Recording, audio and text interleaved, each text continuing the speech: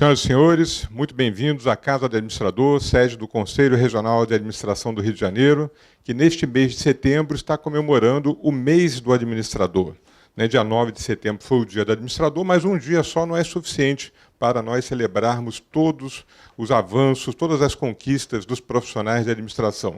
Por isso, o CRA preparou uma programação intensa durante todo o mês de setembro, levando até os profissionais e estudantes de administração conteúdos importantíssimos para o desenvolvimento profissional de vocês.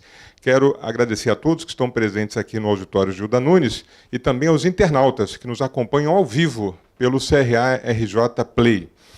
Hoje nós temos um evento aqui da maior importância, mais um evento muito significativo, que é o Papo de Mentor, uma edição especial trazida pelo CRA em parceria com a Associação Brasileira de Mentores de Negócios, a ABMEM, e com a INASA.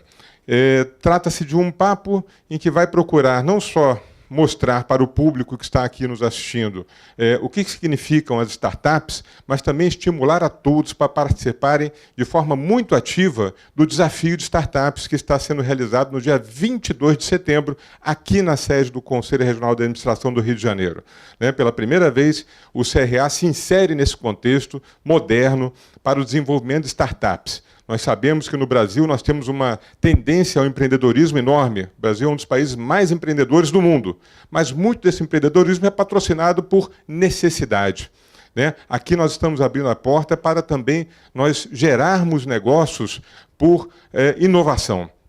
Inovação de processos, inovação de ideias, empresas, negócios que podem surgir a partir de um laboratório como esse que a ABMEM e a INASA está nos propiciando. Então, o CRA abre as portas para, de forma muito significativa e sem custos, poder levar aos administradores e aos estudantes de administração essa prática das startups. Eu queria aproveitar, antes de chamar ao palco os palestrantes de hoje, eu queria registrar a presença do Ricardo Duarte, que é Business and Innovation Partner da True CPA Group, deve ter aparecido aqui as letrinhas embaixo, para a tradução, e também do Davi, que é Davi Andrade, que é da Bússola do Empreendedor.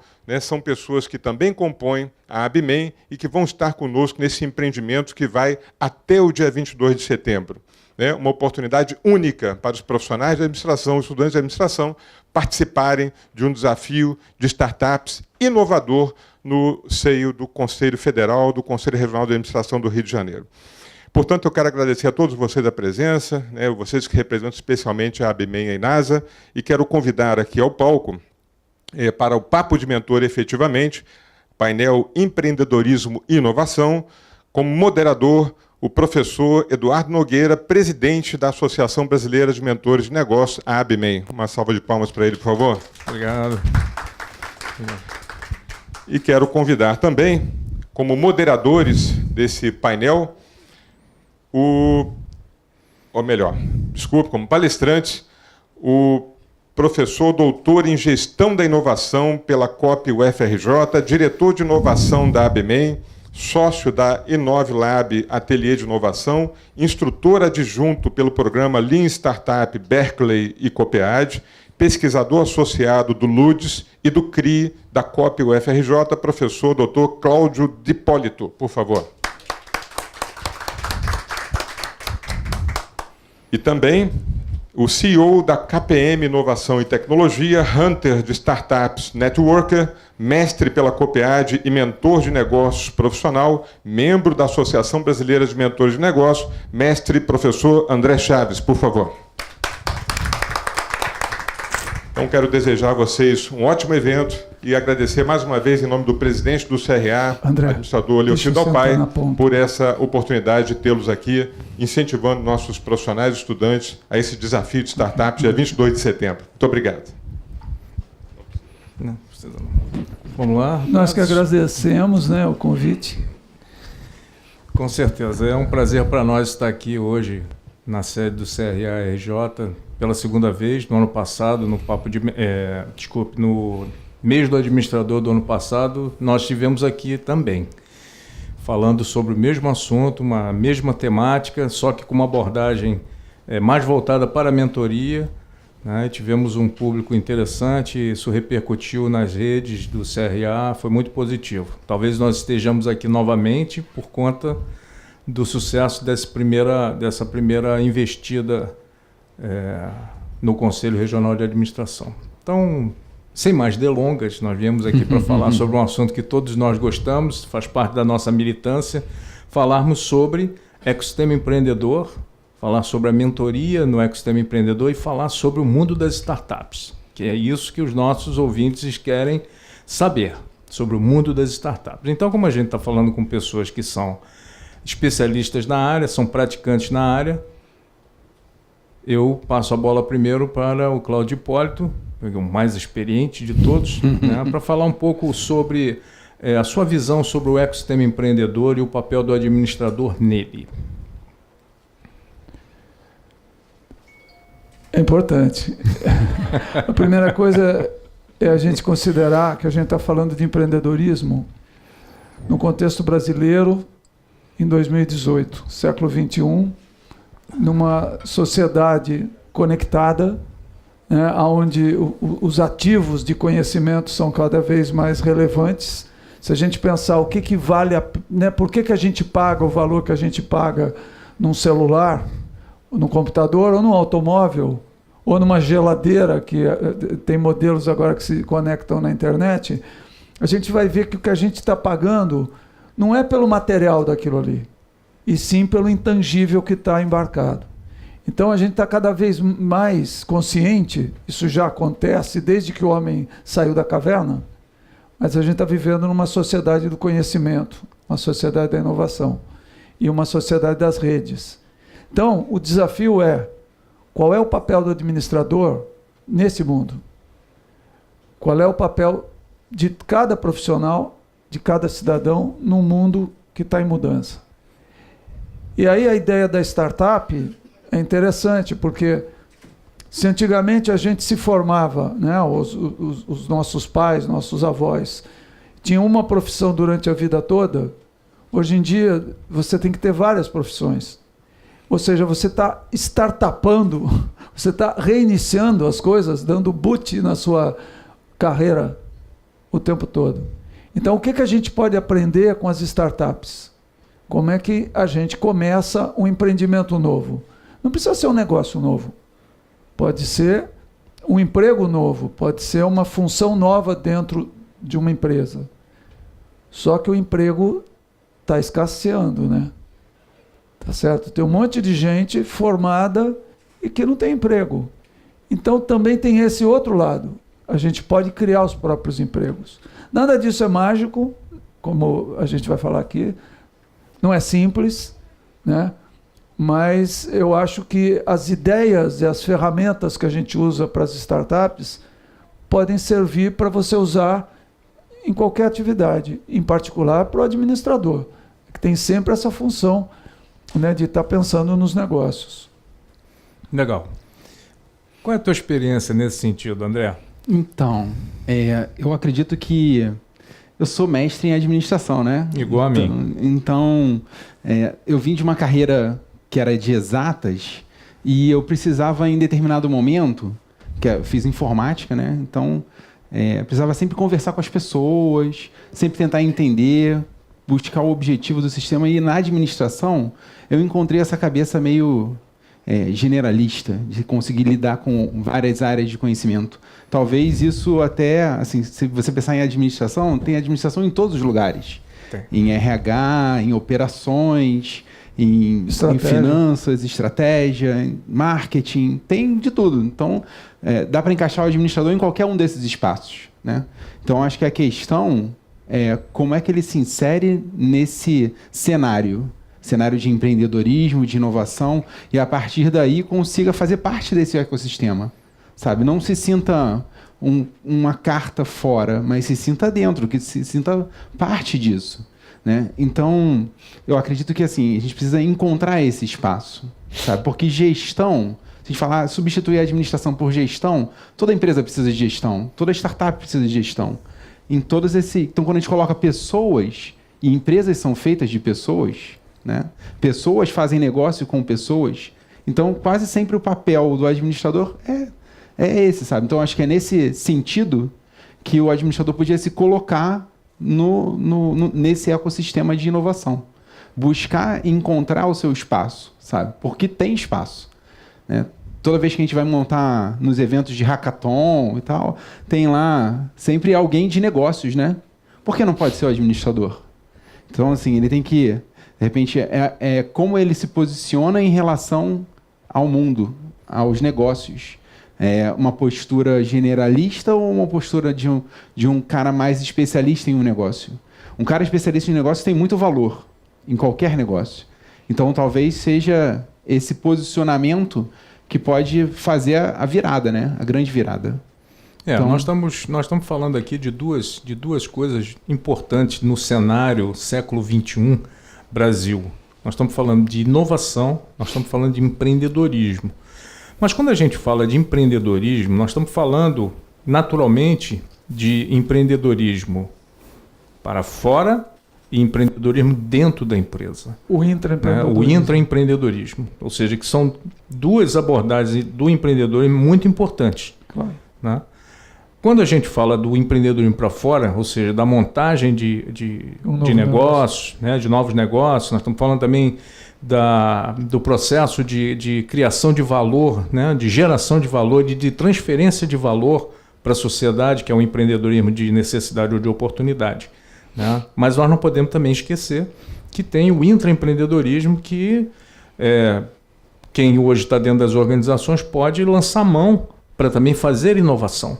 Né? O que você acha do intraempreendedorismo como uma pegada boa para o empreendedor da administração que hoje está dentro das organizações poder colocar a sua criatividade, a sua visão de mundo para as oportunidades dentro das empresas?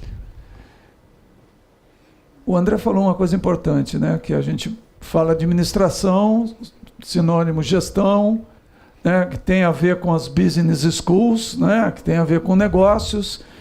Eu estava te ouvindo e estava lembrando do mestre, né? Do nosso guru, né? Um deles, né? Que é o Peter Drucker, né? Que sempre falou sobre administração, falando sobre inovação, empreendedorismo e temas relacionados, né? Se a gente for pensar o que acontece dentro de uma organização, principalmente das grandes organizações, muitas vezes elas se tornam empresas-máquina, como o Mintzberg cita, né? Tem um livro que é o Safari ele fala do Safari da inovação, o Safari da estratégia, desculpa. E aí ele classifica vários modelos de empresa, e uma delas é a empresa-máquina, né, que sai executando. Então, o que acontece é que chega uma hora que as pessoas estão tão na rotina que elas se esquecem até mesmo o que a gente está fazendo aqui, né? A gente está rodando esse departamento por quê? E aí tem a ver com todo o movimento que aconteceu nos anos 90, que depois foi meio que esquecido, da reengenharia. A reengenharia nasceu num primeiro momento, o livro do Hammer fala disso, né? Para você parar de pensar a empresa como silos hierárquicos e pensar a empresa focada em processo, que exige uma integração entre diferentes áreas, né?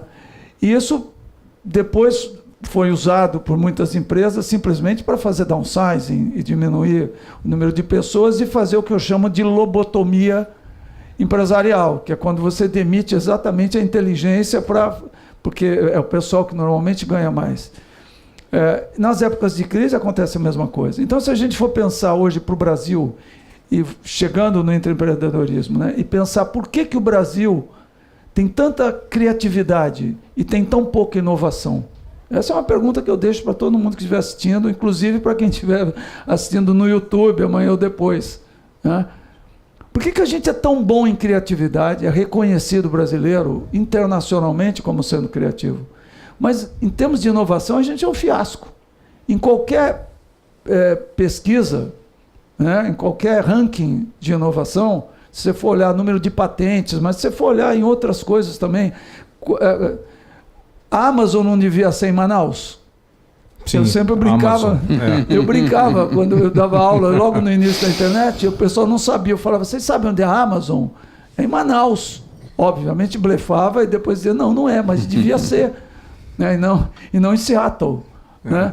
Então, a gente tem empresas brasileiras hoje em dia acessando o mercado internacional, coisa e tal, mas se a gente pensar no tamanho do Brasil, pensar no tamanho da nossa população, a gente é traço nas estatísticas, não só de inovação, mas também de globalização. Né? Se você tirar a exportação de commodity, né? Seja minério, seja petróleo, seja mesmo produtos, soja ou laranja, suco de laranja, né? Onde é que a gente vai fazer a diferença numa sociedade cada vez mais digital e em rede? Então, a gente tem muita gente fazendo, mas proporcionalmente ao tamanho da nossa população, é muito pouca gente.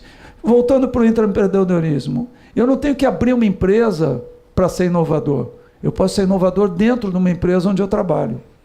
E mais, eu posso, dentro de uma empresa, e isso acontece nos Estados Unidos, e acontece em algumas empresas no Brasil, acabar gerando uma nova ideia e gerando uma nova unidade de negócio, ligada a um novo produto.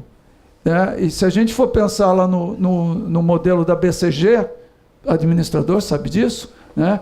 A gente tem a empresa, o que ela está fazendo é vaca leiteira. Quem não lembrar, procura no Google, BCG, vai achar o que eu estou falando. Ciclo de vida do produto. Na realidade, é para você estudar portfólio de produtos. Né? Então, eu tenho a vaca leiteira, que é aquilo onde eu tenho uma alta, vamos dizer, fatia de mercado, né? Mas é um mercado que está crescendo pouco. Né? E eu tenho lá no outro extremo a estrela, que é quando eu tenho uma alta fatia de um mercado que cresce muito. Só que as estrelas não nascem do nada, né? Nem as de Hollywood. Então, você precisa antes ter aposta, que é quando eu tenho uma fatia pequena de um negócio que cresce muito ou que tem um potencial de crescimento muito grande. Para fazer isso, você tem que apostar naquilo que não existe. Né? E aí eu não quero ficar dando uma de referência bibliográfica, mas leiam a estratégia do Oceano Azul. Perfeito. Quem fez administração ou quem fez engenharia de produção, né, que é meio primo, né? Eu fiz engenharia de produção no doutorado. E eu também tenho um passado lá na informática, ninguém é perfeito, né? Então, mas se você lê isso, você vai ver que você entende aquilo tudo e você pode se apropriar dessas ferramentas. E aí o que ele diz é o seguinte: olha, vamos pensar no não cliente. Quem é o não cliente dessa empresa? Né? E como é que esse não cliente pode se tornar cliente? Que tal eu perguntar para ele o que ele está querendo, em vez de eu tentar empurrar, né, alguma coisa? Hoje eu estou um lembrador de referências. O Theodore Levitt fala isso em Miopia de Marketing. Ele diz que é muito melhor, e ele fala isso muito antes do Lean Startup, do Customer Development, dessas metodologias muito legais, mas mais recentes. Né? Ele falava isso, sei lá, há 40, 50 anos atrás, que é um clássico, Miopia de Marketing, procure no Google. Ele diz o seguinte: ao invés de você ficar gastando um dinheirão em propaganda para empurrar alguma coisa que as pessoas não querem, que tal perguntar o que elas querem? Muito mais fácil. Mais econômico, né? Menos estressante. Então, o empreendedorismo é o quê? É você pegar essas ideias que a gente está discutindo aqui, olhar para a empresa onde você trabalha, que pode ser pequena, média ou grande, e pensar o seguinte: o que a gente pode fazer diferente ou o que a gente pode fazer de diferente? Eu posso inovar fazendo a mesma coisa de um outro jeito, é uma inovação de processo organizacional, ou eu posso fazer novas coisas. E aí é uma inovação de produto, serviço, coisa e tal. Quando você me falou sobre a pergunta de intraempreendedorismo, a primeira coisa que veio na minha cabeça foi: o que é uma empresa? Uhum. Uma empresa a gente pode reunir em pessoas e processos, entregando valor para alguém, né? Senão não faz sentido a empresa existir, né? Então, nesse caso, o intraempreendedorismo é para a gente tentar ter pessoas que questionem a todo momento se o que elas estão fazendo realmente agrega alguma coisa para o cliente que está lá na outra ponta. Né? Então, para que elas pensem de forma inovadora. Será que isso aqui que eu estou fazendo faz sentido? Não tem uma maneira de fazer isso diferente que possa ser mais eficiente, mais eficaz? Né? Então, acho que vai sempre nessa linha de tentar motivar e mostrar, porque às vezes quando a pessoa está numa empresa muito grande, ela se sente incapaz de mudar processos, incapaz de trazer qualquer mudança, sabe? Incapaz de sugerir coisas novas. E várias vezes, quando você começa a ouvir quem está no chão de fábrica, quem está envolvido diretamente com aquele processo, vem boas sugestões, boas ideias. Né? Então, nesse caso, eu acho que assim, o intraempreendedorismo vem trazer essa sensação de que é possível mudar. Sabe? Eu participei do Hack in Rio, né? Que teve o maior hackathon das Américas, foi aqui e foi no final de julho. Algumas pessoas do Cicobi participaram do Hack in Rio. Vieram lá de Brasília para participar e tal. E eles voltaram super empolgados. Para quem não sabe disso, o que é o Cicobi? Cicobi é o 5º maior banco do Brasil, uma cooperativa de bancos. Então, eles voltaram super empolgados. De, caraca, é possível, a gente consegue criar algo num fim de semana, em algumas horas. Então, pô, isso é intraempreendedorismo. É você fazer o cara emergir em algo novo e depois ele volta para querer multiplicar e levar essa energia para outras pessoas, sabe? Contagiar outras pessoas da organização para que elas também pensem que é possível. É possível fazer diferente, é possível inovar, é possível encontrar caminhos melhores para fazer as coisas. Então, acho que assim, o intraempreendedorismo é esse movimento. Então, as empresas hoje se questionam em como fazer para trazer essa vibe das startups, da inovação, do intraempreendedorismo para dentro de casa. E aí o pessoal vai olhar para o Vale do Silício e para outros berços de inovação, né? Como é que o pessoal trabalha? Aí vem todo o movimento de coworking, né? As pessoas trabalham juntas, trocam ideias. Concorrentes trocam boas práticas. Estão lá no mesmo ambiente de coworking pessoas que são de empresas concorrentes que naquele momento ali estão se pensando em inovação de uma forma de fazer coisas diferentes. Por que não pode trocar? Por que não trocar com o meu concorrente? Por que não trocar com outras empresas que estão aqui nessa cadeia? Então, a cabeça hoje é diferente. A cabeça é de colaborar ao invés de competir. Então, acho que aí está os valores da nova economia que a gente precisa trabalhar. Né? Como fazer para a gente trazer isso para dentro de casa? E aí vem toda aquela linha de Open Innovation, né? Movimentos de grandes empresas que querem criar áreas. Porque, assim, se eu for colocar dentro da estrutura daquela grande empresa, não vai rolar.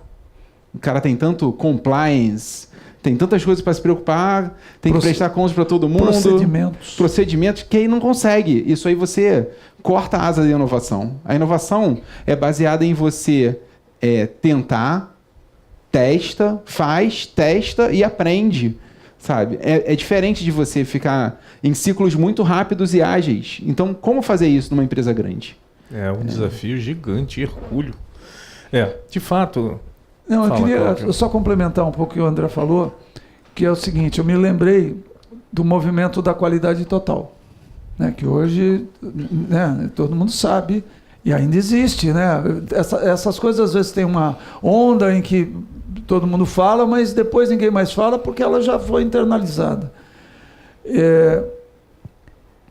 Quando a gente fala de qualidade total, e você falou de colher conhecimento, né? A gente brinca, às vezes, no chão da fábrica, mesmo quando não é fábrica e não é no chão. Isso. Mas, no fundo, é você coletar as sugestões de todos os envolvidos nos processos, empregados, colaboradores, clientes, né? Para buscar identificar o que é possível melhorar. Só que quando a gente está colocando qualidade total e inovação, na realidade é um contínuo. Porque quando eu estou falando de melhoria contínua, eu posso estar falando de inovações incrementais.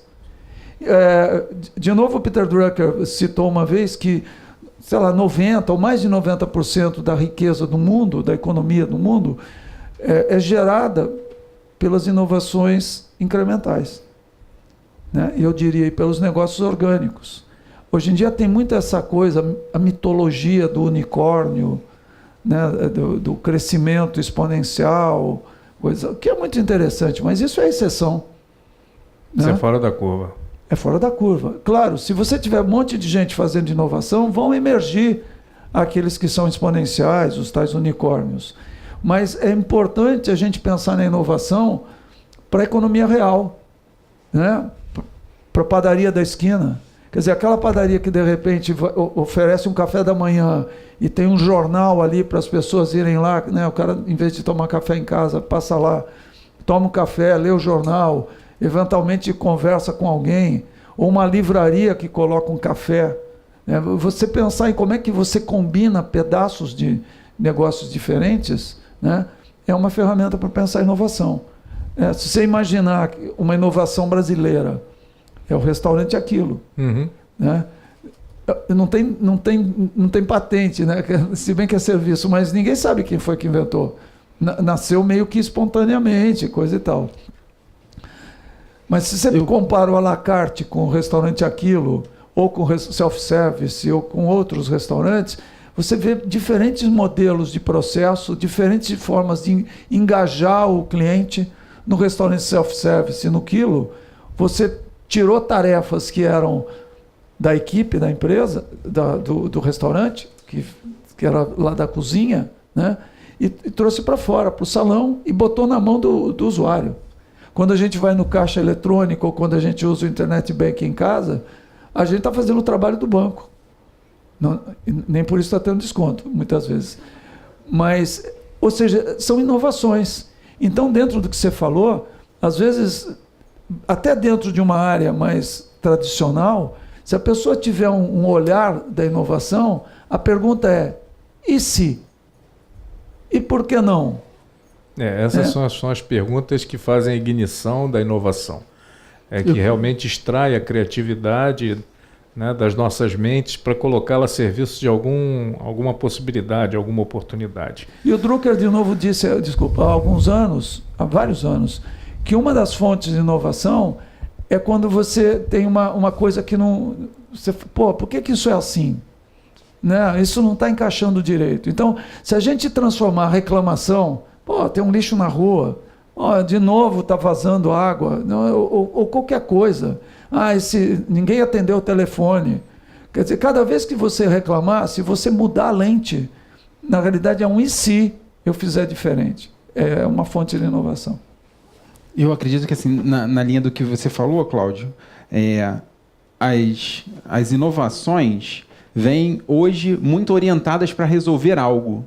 Alguma dor, algum problema, melhorar alguma coisa. Então, assim, a gente cria soluções no mundo de startups que partem de um problema, partem de uma dor. Daí o Uber.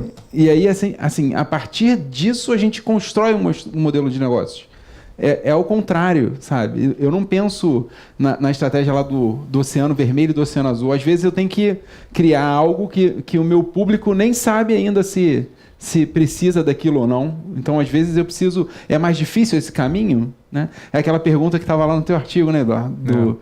É mais fácil você vender algo que alguém quer comprar ou algo que você acha que é bom, mas que você vai ter que ensinar aquela pessoa. Os dois caminhos são válidos. Sim, sabe? sem dúvida. O primeiro caminho é um caminho mais simples, você precisa desenvolver aquilo. No segundo, mas provavelmente, por ser mais simples, você vai ter uma concorrência muito maior. Né? Então vai ser difícil você se diferenciar naquele mercado. O segundo caminho, que é tentar... Você precisa educar o mercado. Educar o mercado leva tempo, dá trabalho. Mas no final das contas, se você educou aquele mercado, provavelmente você vai estar sozinho ali, né? Então pode ser muito melhor, né? Apesar de levar mais tempo. Então, eu acho que é nesse ponto que a gente precisa pensar, sabe? Para qual caminho a gente quer seguir? Surgiu uma ideia, surgiu uma necessidade.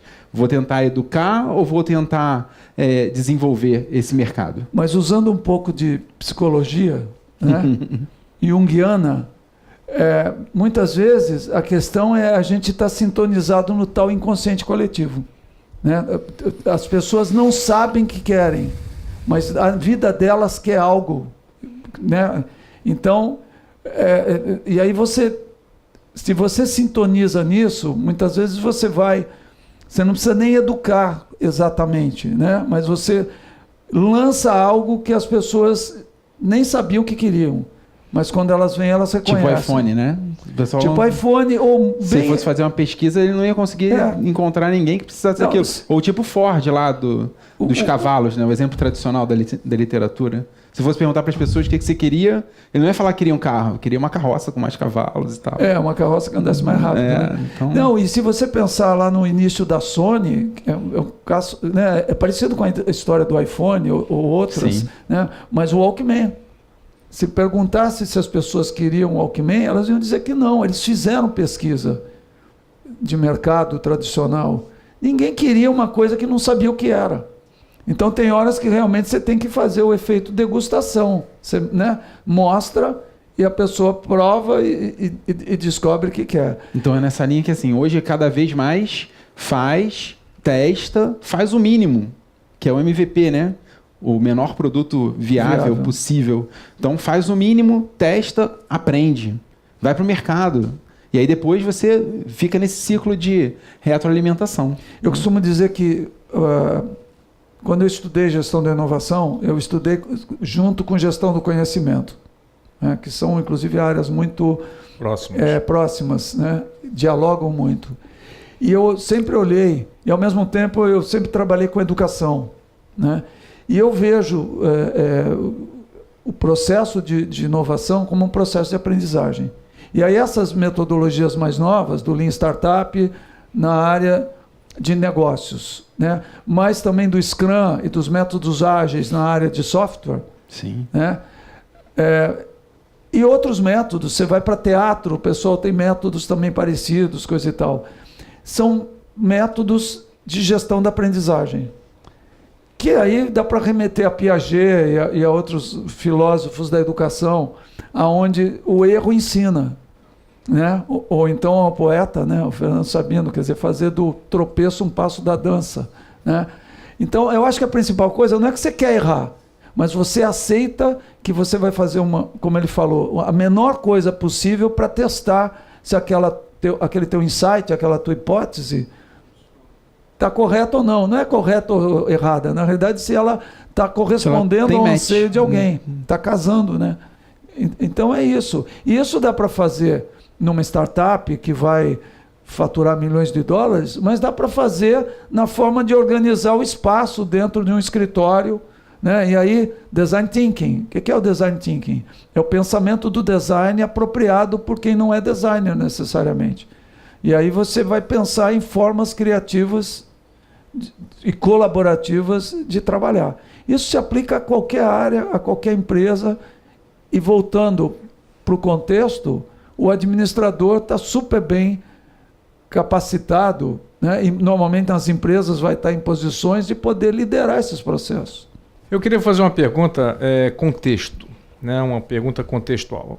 Nós estamos vendo o movimento da economia, né? Da economia criativa, né? Que, enfim, sempre existiu, mas agora está muito mais em evidência, devido naturalmente a... Ganhou um nome, né? Ganhou um nome, exatamente. Tem um status hoje, né? Tem um setor da economia que, né, alimenta essa abordagem criativa, né? Que dá uma dimensão maior, não só para nós enquanto indivíduos, mas para um mercado, né? Para um mercado. Como é que vocês veem o administrador dentro do mercado de economia criativa? Você acha que lá tem espaço para eles? Eu acho que sim, né? Tem espaço para administrador sempre. Se você falar, precisa de gestão? Tudo precisa de gestão. Então tem espaço, né? Acho que assim, a economia criativa hoje representa, assim, por mais que é realmente isso, sabe? Quando você bota um rótulo, acho que isso faz uma conexão na cabeça das pessoas, né? De começar a encaixar nas caixas. Dar nome, né? É algo que traz um sentido, traz um significado. Categoriza, né? Então a gente sempre acaba tentando pegar aquilo que a gente está ouvindo e conectar com algo que já está dentro da nossa cabeça, né? Então, quando a gente consegue dar nomes, e bons nomes, a coisa faz todo sentido. Então, assim, eu acho que tem espaço para o administrador, para que ele possa ajudar a gerir e a tocar esse negócio. a organizar as coisas ali, planejar. Todo mundo precisa de planejamento, todo mundo precisa de um pouco de organização. Então, acho que... A economia criativa envolve alguns segmentos da atividade econômica muito rentáveis, como, por exemplo, games, como, por exemplo, cinema, audiovisual em geral. Em geral. Você tem experiência nisso? Eu estava pensando nisso. Quer dizer, o que é o produtor cultural se não um administrador? Né? Claro que o que acontece é que, às vezes, a forma como as escolas são formadas, né? Normalmente elas se referem ao momento anterior em que elas foram criadas dentro de áreas diferentes. Então, né, dentro você pega a carreira de produção cultural, ela está ligada às escolas de artes, né? Mas assim como o engenheiro de produção está ligado às engenharias e o administrador à administração. Mas se você for olhar o que é comum entre o que eles fazem, é uma área enorme de interseção, né? Por isso que a gente hoje em dia, cada vez mais, pensa a educação de uma forma transversal, né? E infelizmente a universidade no Brasil ainda é muito por silo, né? É tudo separadinho, né? Em outros países o aluno pode navegar fazendo cursos tipo self-service. Você vai montar o seu currículo, né? Vai botar no seu prato acadêmico aquilo que você quiser, uma certa hora você completa os créditos e tem direito a um título. Mas, voltando, quer dizer, o produtor cultural é um gestor, é um administrador.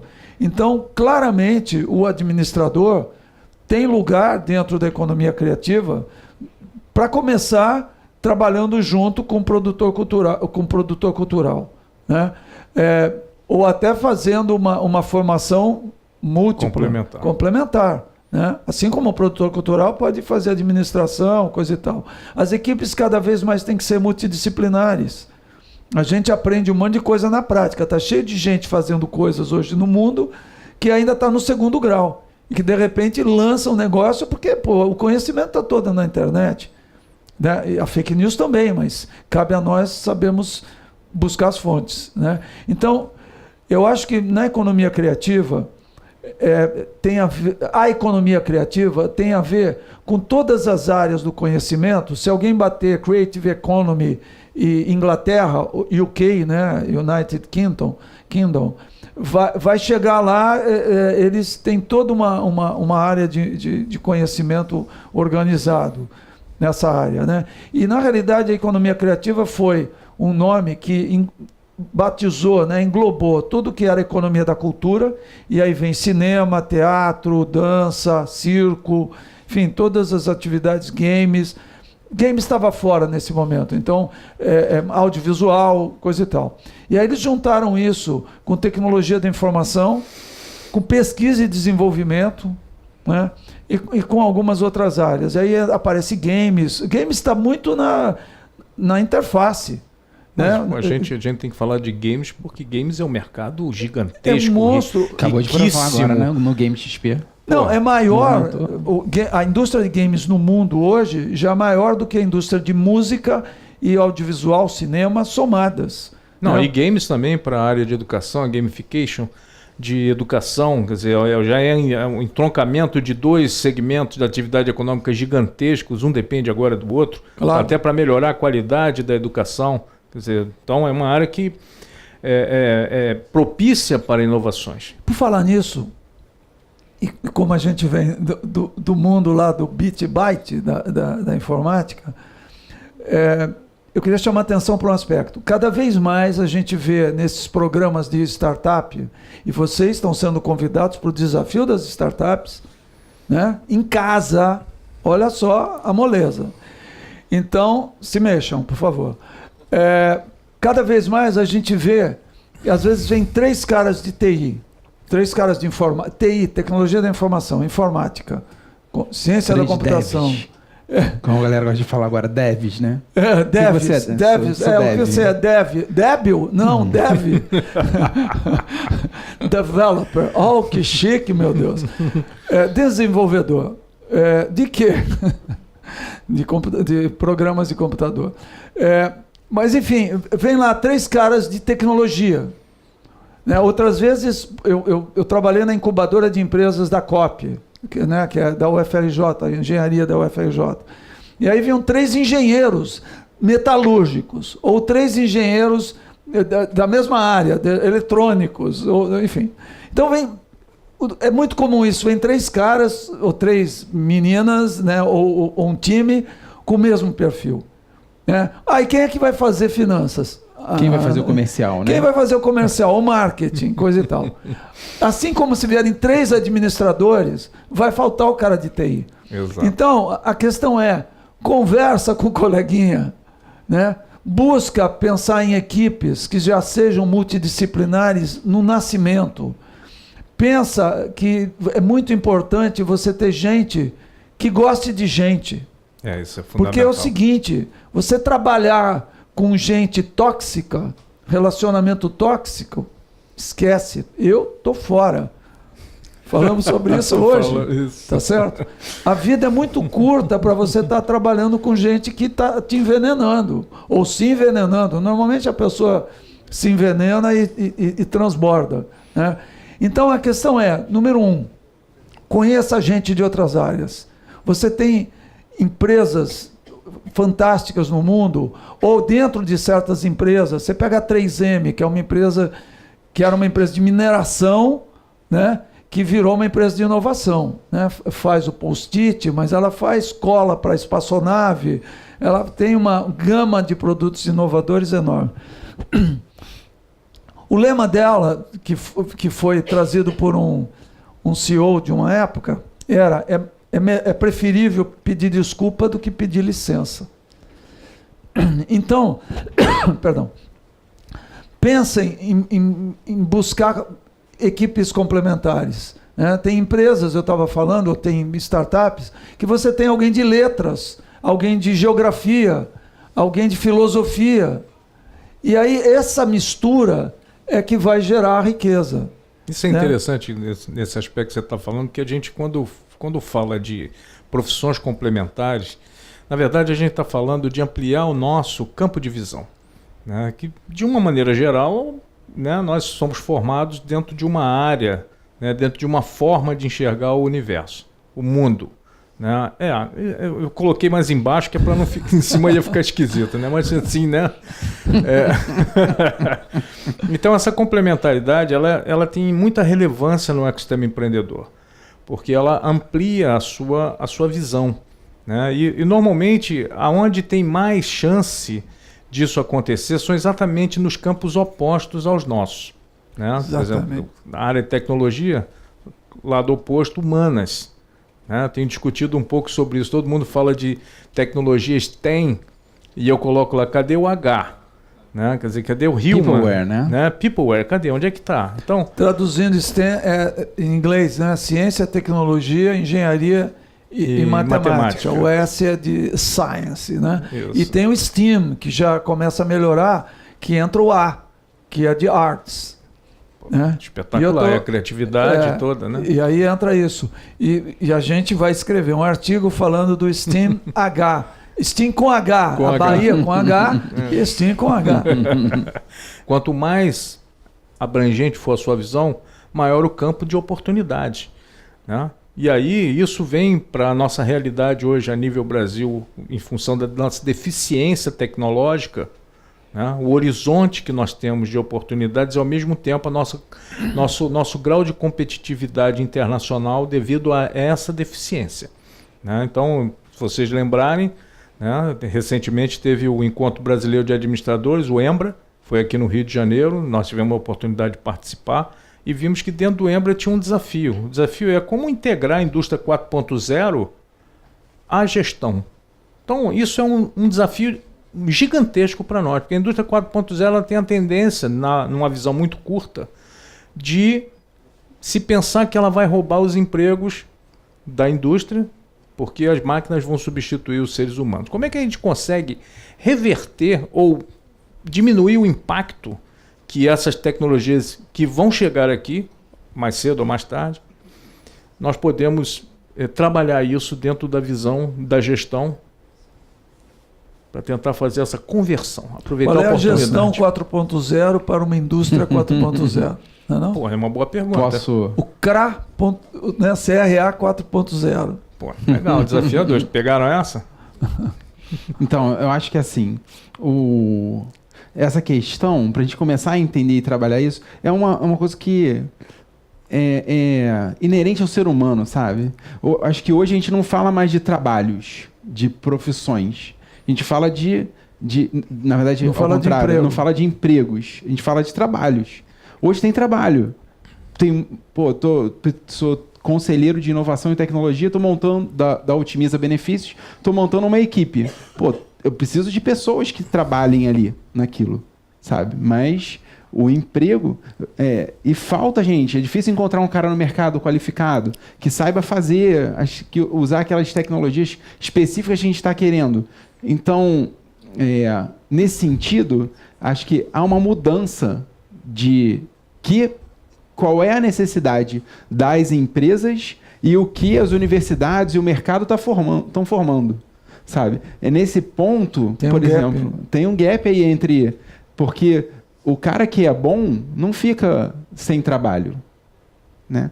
Eu recentemente passei de uma carreira de executivo de tecnologia, de um ateliê de software sob medida, para mentor de negócios, hunter, conselheiro de inovação. Fui buscar um outro valor, onde eu possa agregar as empresas. Eu uso a minha experiência para poder agregar isso às empresas que são meus clientes hoje. Então, é completamente diferente. Eu não estou procurando um emprego, eu estou procurando clientes, estou procurando pessoas que possam usar a minha experiência para gerar valor no negócio delas. Isso é interessante, que ontem eu estava dando fui convidado para fazer uma palestra lá na Universidade de Castelo Branco, na parte da manhã, e um aluno levantou a mão e fez uma pergunta. Professor, para mim, professor, eu estou com uma dúvida. Eu falei, então fala. Ele perguntou assim, professor, como é que eu faço para romper a barreira de ser contratado por uma empresa que eu quero trabalhar lá? Cara, eu pensei, falei, primeira coisa, por que as empresas querem você? Quantos vocês existem, né, na faculdade ou saindo da faculdade hoje? Quantos formados nessa mesma fábrica? Estou lembrando do The Wall, do Pink Floyd. Exato. Né? Quantos? E aí, então, ele parou para pensar e falou, realmente tem muitos, a concorrência é gigante, né? E no que você é diferente dos outros, né? No que você é único. No que você é único. E aí ele pensou um pouco mais, aí ele voltou para mim com uma outra pergunta. Tá, mas como é que eu faço para me diferenciar nisso aí? Falei, meu amigo, primeiro você tem que pensar o seguinte, se diferenciar não é difícil. O difícil é você aceitar que para se diferenciar você tem que correr risco. E correr risco é fundamental para você aprender. As empresas hoje não estão contratando mais pessoas pelo que ela é formada, mas sim pelo que ela entrega. Pela autoridade qual é a autoridade que ela entrega? Qual foi a experiência de vida que você desenvolveu dentro da faculdade ou nesse meio tempo da faculdade que vai levar valor para dentro de uma organização? Né? E aí fica aquela... Né? Eu continuei a palestra e fui respondendo outras perguntas. Então, esse fator risco, né, que está inerente ao trabalho das startups, inerente ao trabalho das empresas, a empresa, afinal, está no mercado sob risco 100%, e é isso que faz com que elas tenham talvez energia para continuar explorando as oportunidades que o mercado lhes oferece. Quer dizer, até que ponto, né, para o nosso assunto, inclusive para convidar vocês para participarem do desafio de startups, que vai ser no dia 22, até que ponto vocês estão dispostos a correr riscos para fazer alguma coisa diferente? E aprender. É impressionante que toda vez que a gente está discutindo alguma coisa, né, eu vou lá, é aquela história, dá um Google. Se você vai procurar, você acha um monte de coisa. E aí eu queria perguntar, eu sei que quem está em casa não vai poder responder, mas responde para si mesmo. Quem conhece o Scholar Google? Ou o Google Acadêmico? Scholar, isso. Né? se você bater lá Google Acadêmico ou Escolar Google, você vai ter acesso a publicações acadêmicas no mundo todo. Às vezes você cai lá numa revista que o artigo custa $40. Mas aí você pega o nome do artigo ou o nome do professor e continua procurando, até no Google normal, e você descobre que às vezes tem uma outra versão daquele artigo que o professor publicou antes de mandar para a revista, né? Ou que alguém colocou num curso que é open, né? E que aquilo está disponível. Ou então você pega o nome do professor, descobre em que universidade ele trabalha e vai ver as outras publicações dele. Ou entra no SlideShare ou no TED e procura uma palestra dele. Espetacular. Tá certo? No TED ou seja, tem tudo. É genial. Ou seja, o que a gente precisa é saber procurar. E depois que procurou, é bom ler, né? Tá certo? Não adianta só salvar o PDF e não ler. Então, hoje, o conhecimento está disponível.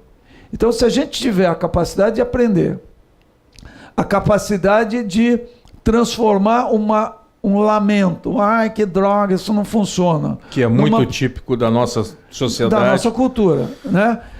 A culpa é dos outros, a culpa é sempre, né? Ou é da genética, eu nasci assim, eu sou sempre assim, síndrome de Gabriela, né? Ou é dos meus pais, ou a culpa é do governo, é sempre de alguém, né? Ou não deu tempo ainda de acontecer, as pessoas são super ansiosas, né? Também. Essa nova geração. Não, também tem isso. Mas se você transformar esse mal-estar de não encaixou, ou que tem alguma coisa que você não gostou, que está errado, numa pergunta, e se? E por que não? O que podemos fazer para isso? Você achou uma fonte de inovação. Então essa é a primeira coisa. Segunda coisa, ouviu um negócio diferente? Vai lá, procura, baixa um artigo. Se você lê inglês, você lê direto na fonte, porque infelizmente a gente está deixando de produzir coisa nova em certas áreas, né? Mas também tem muita coisa em português, e tem muita coisa, trabalho bom em português, né? Se você puder olhar nas duas línguas, ainda melhor. Então, número 1, transformar o nhanhanhé e a reclamação em por que não, e se, e pensar em soluções. Porque se você está reclamando, mais gente deve ter o mesmo problema. Isso é um indicador de uma possibilidade de você criar alguma coisa, tipo um Uber, um Airbnb ou alguma coisa assim, né? Segunda coisa, vamos pesquisar. O que já existe? Uma das boas formas de descobrir inovação é você pesquisar, e é só entrar no Google, você tem lá a base de patente americana. E no Brasil você pode também no INPI consultar, né, uma série de informações. Às vezes há 50 anos alguém teve um insight, ou há 100 anos, né, na virada do século, o cara que era o diretor do escritório de patentes dos Estados Unidos disse, olha, acho que a gente vai ter que fechar, porque não tem mais nada para inventar. Século retrasado, no final de 1990 e não sei o quê, né? Então, você pesquisar na base de patente, alguém teve uma ideia que naquele momento ele não tinha tecnologia para fazer. Estava muito na vanguarda. É só olhar Leonardo da Vinci, que inventou um monte de coisas, né? Ou então, naquele momento, a sociedade não estava pronta. É só pensar que hoje em dia a gente fala por imagem, mas já existe tecnologia para transmitir imagem, né? Na França, eles chegaram a implantar um sistema de telefonia que tinha imagem, mas as pessoas não usavam. A maioria, onde é que as pessoas usam imagem? Quando você olha no teu prédio para ver quem é que está tocando o interfone, mas é só numa direção, né? Agora, no celular, um monte de gente usa. A gente faz call, né, com Skype, com Google Hangout, coisa e tal. O que eu quero dizer é que, às vezes, a tecnologia está pronta e a cultura não está pronta. Tem a ver com o que você falou, né? De formar, de educar o mercado. Outras vezes, a tecnologia não está pronta. Mas se a gente identificar aquele sofrimento... E eu não gosto de ficar só nessa da dor, né? Hoje em dia está muito na moda analisar a dor. É legal, mas ninguém toma refrigerante porque está com dor. Tá sim. Tá certo? Tá com sede. Não, você bebe água, você está com sede. Eu tomo refrigerante porque eu estou com desejo. Né? Quer dizer, eu sempre que trabalho na questão de busca de oportunidade... Não, aí pode ser vício também, mas enfim. Esse cara é viciado em Coca-Cola. Não sou, não. Então, o que eu quero dizer é o seguinte: você pode buscar uma oportunidade em cima da necessidade. O que as pessoas precisam? Isso, tem um monte de possibilidades aí dentro. Tem uma segunda categoria. O que as pessoas desejam? Nem precisam, mas desejam. Elas gostariam. Está ligado ao prazer e não à necessidade. A busca do prazer, da satisfação. E tem uma terceira. O que talvez as pessoas nem queiram, nem precisem, né, nem desejem, mas se você mostrar, elas reconhecem ali uma oportunidade. E então fala, eu trabalho... Eu quero. Eu quero. Né? Por quê? Porque eu não queria isso. Eu não queria, porque eu nem sabia que era possível. Então eu não tinha o desejo. Eu não precisava disso. Mas eu desejo ou preciso de outra coisa que isso oportuniza para mim. Então eu sempre trabalho com esse tripé: desejo, necessidade e oportunidade. Parece música dos Titãs, e podia ser. A gente não quer só comida, né? Bom, eu acho assim, só para complementar esse sentido, hoje em dia cada vez é mais importante, tentando pegar um gancho da sua economia criativa, uma palavra que a gente consegue encaixar em vários negócios, é storytelling. De você contar histórias, né? Isso tem tudo a ver com, sei lá, produzir um comercial, produzir um filme, um game. Sempre tem uma história. Fazer um pitch. Você vai vender a sua startup? Conta uma história. Isso aí. Então, toda vez você vai... É quase como se fosse... Como vender, né? Você vende muito mais fácil quando você constrói um cenário, constrói uma história. Então, isso tem tudo a ver com... E é uma profissão do futuro, sabe? Sim. É quando você fala, indústria 4.0. Caraca, onde é que a gente se encaixa nisso, né? A medicina. Pô, será que eu vou incentivar meu filho a ser médico? Hoje em dia você vê o cara... Você lembra num videozinho que o cara tem um robô que opera uma uva? Né? Impressionante aquilo, né? A precisão. Mas aonde o homem se encaixa nisso? Né?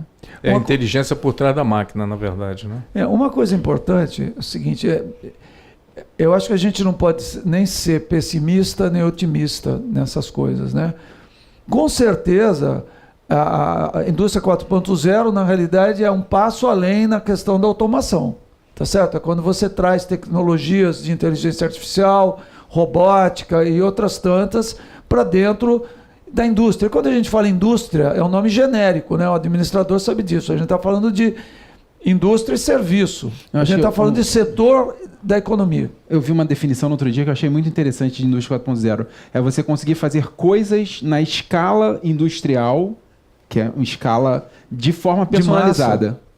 Customização de massa. Isso aí. A gente consegue fazer especificamente para aquela pessoa, daquele jeito, aquela roupa, né? Ou aquela peça, mas com escala industrial. Então, e aí que vem a coisa. Lá na fábrica, que fabrica automóveis, pode ser que não sobre nenhum emprego. Só que a gente vai ter as mesmas ferramentas para produzir coisas em casa e customizadas.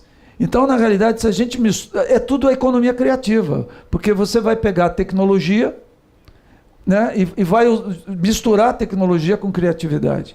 Eu coordenei por 5 anos, foram 8 turmas, o MBA de produção cultural, a gente chamava de gestão e produção cultural com ênfase em economia criativa, onde eu redesenhei na época o curso, junto com outros professores, para mudar a ênfase que era só depender de edital, leis de fomento, lei Rouanet, leis Ancine, ao invés de fazer só isso, pensar em modelos híbridos de receita.